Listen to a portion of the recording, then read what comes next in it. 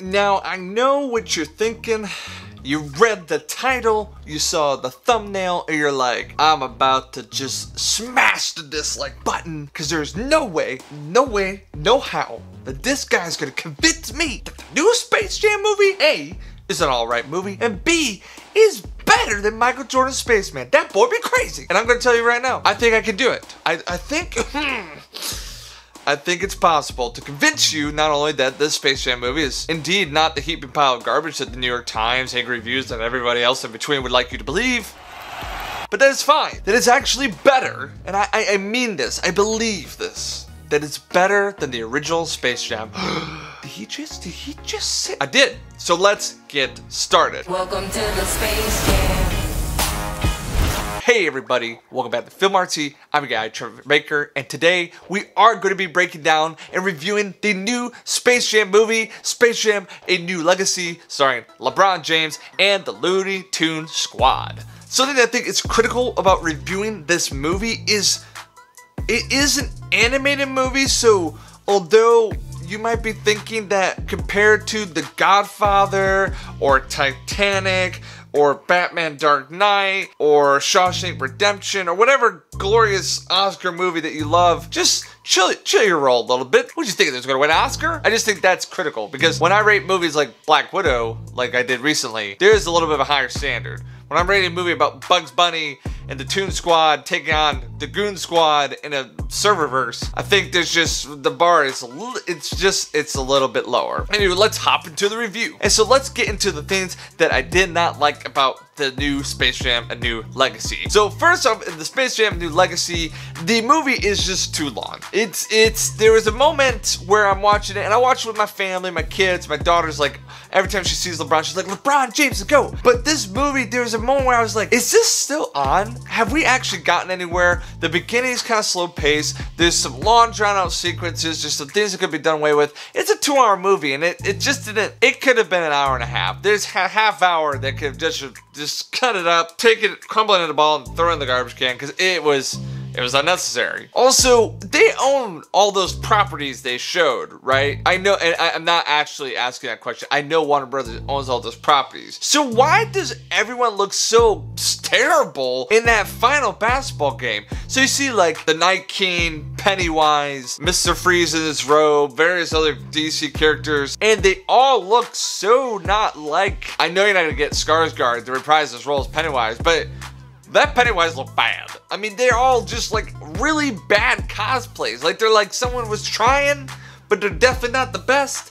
And so it just got distracting in that final basketball sequence. Like I'm trying to watch whatever that game was, which wasn't much of basketball, but I was okay with that because it was interesting. It's updated to the times. But half the time I see something going on, I'm like, is that the Green Mask? Well, it is, but not quite the Green Mask. Is that Pennywise? Well, it is, but not quite Pennywise. I just feel like you own all these properties, just make them look right. And that leads into just the other thing that I didn't like about this movie was why so much Warner Brothers properties. Like, I don't mind owning the fact that you own a lot of different, it was fun to see, you know, Rick and Morty show up. It was cool to see, you know, references to Game of Thrones. I actually liked the sequence where they're hunting down all the tunes and they hop into all these different worlds. It was kind of fun. It's like, okay, Warner Brothers, we get it. We own a lot of properties. Buy HBO Max. Get HBO Max. And I feel like a lot of people have said that, and it has to be said. It was like Ready Player One done not as well.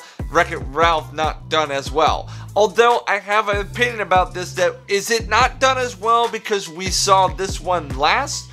Or if Space Jam: A New Legacy came out prior to Ready Player One or Wreck-It Ralph, I'm not saying that it'd necessarily be a better movie than those two things, but if it came out prior, would we have been like, oh, Wreck-It Ralph's just doing the Space Jam: New Legacy thing? Like, is it just more the revisionist history of, well, because we've seen it now a couple times, it's not as impressive and or interesting? Because I remember one of the biggest things about Ready Player One is the movie was okay, but it's just cool to see all the video game things. Well, is it not cool to see Warner Brothers? I like Warner Brothers stuff. I like it. I like Mad Max Fury Road. I like Batman, so I like seeing that stuff. Is that wrong? Is that so wrong? Is this so wrong? The other part about this movie is, outside of Don Cheadle, the acting is meh. I mean, LeBron's a basketball player. I'm not expecting an all-count performance. I think he does land his lines when they're needed, but there's other parts where he's very just stiff, and You can tell his facial, like, some of the scenes that they shot, and if I had to cut them up myself, there's just some scenes where LeBron makes a reaction face, and it just lingers like 3 seconds too long.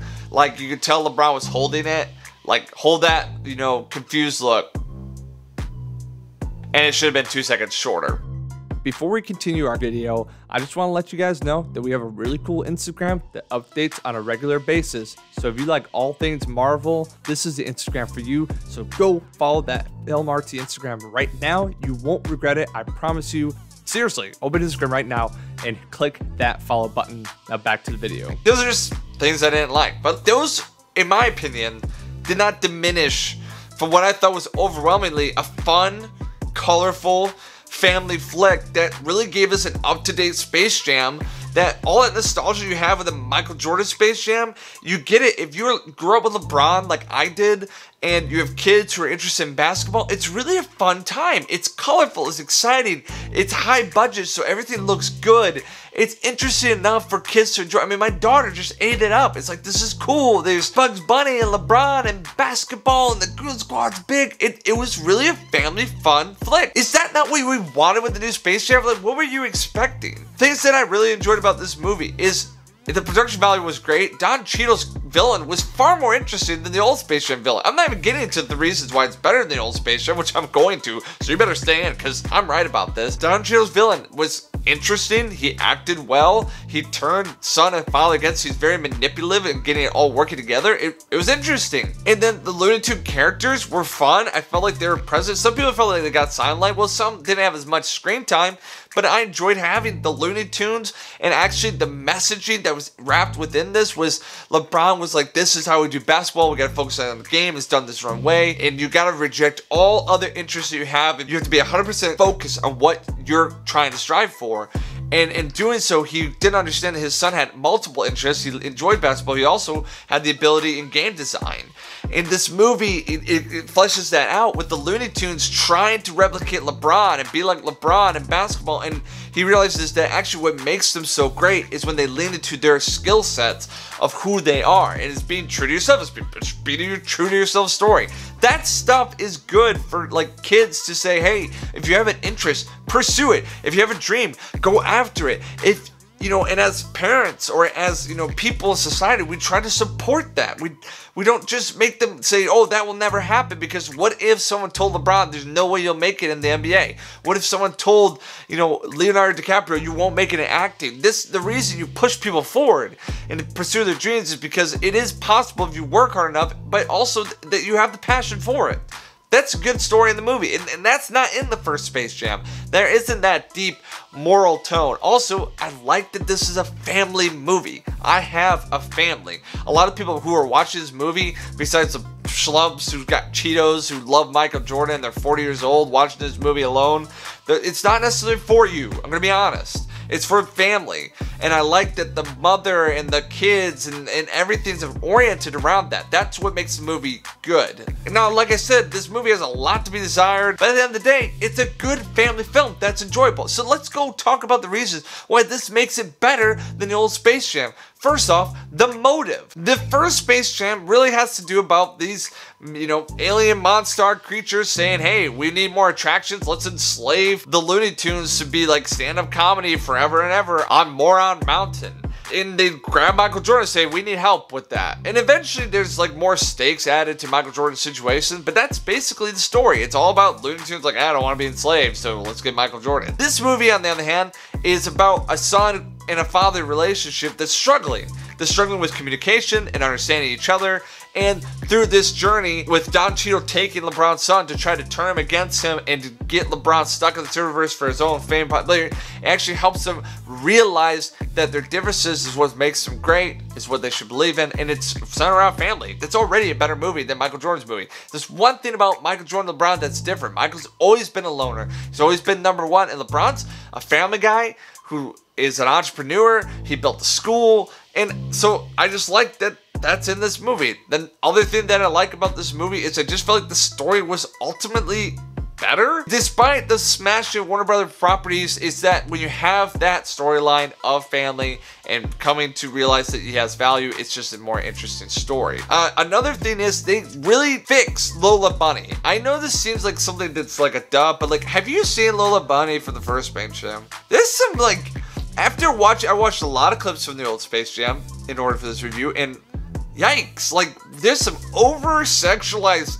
stuff in that movie, and like, wow, that was in a kid's movie? And don't get me wrong, there's a couple jokes here and there in the Space Jam New Legacy, and I'm like, oh, there's that. But I like that Lola looks like, you know, it empowers women. I have a young daughter, okay? Like, I want Lola to be completing the Wonder Woman Amazon Warrior trials and to be a significant player on the basketball team. I like that even the Goon Squad had women basketball players, and Michael Jordan does not have this. Now, I'll give Space Jam, the original, it got a better soundtrack, but overall, I think with the family focus, you know, Lola being fixed, and the high budget, and the up-to-dating it to today's day, I just think it's a better movie, all around. It makes more sense, has, with the internet, the integration to this toon world makes more sense, and I left the movie like, hey, that was fun, my kids enjoyed it, I enjoyed it, and I'm glad to see a LeBron version of it. All that being said, I would give this movie a 6 out of 10 if we had to do it in the big scale, and that's a positive 6. It wasn't bad in the sense that, like, it had some definitely like weak moments and some things like, I don't understand this, but it's an animated movie about a basketball star playing with the Looney Tunes. So if you had a high expectation, like those people who are calling Keep It Pile trash, like maybe you just shouldn't watch